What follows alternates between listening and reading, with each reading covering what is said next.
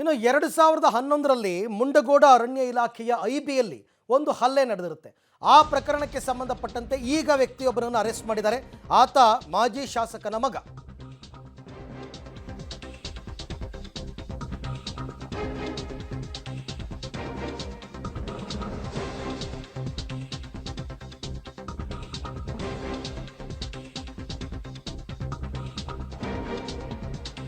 ಎರಡು 2011ರಲ್ಲಿ ಮುಂಡಗೋಡ ಅರಣ್ಯ ಇಲಾಖೆಯ ಐಬಿಯಲ್ಲಿ ಒಂದು ಹಲ್ಲೆ ನಡೆಯುತ್ತೆ.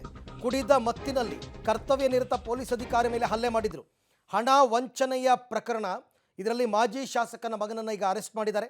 ಯಲ್ಲಾಪುರ ಕಾಂಗ್ರೆಸ್ ಮಾಜಿ ಶಾಸಕ VS ಪಾಟೀಲ್ ಅವರ ಪುತ್ರ ಬಾಪುಗೌಡ ಪಾಟೀಲ್ನನ್ನು ಬೆಂಗಳೂರಿನಲ್ಲಿ ಮುಂಡಗೋಡ ಪೊಲೀಸರು ಶನಿವಾರ ರಾತ್ರಿ ಅಂದರೆ ನಿನ್ನೆ ರಾತ್ರಿ ಅರೆಸ್ಟ್ ಮಾಡಿದ್ದಾರೆ. ಇದು 2011ರಲ್ಲಿ ನಡೆದಿರತಕ್ಕಂಥ ಪ್ರಕರಣ.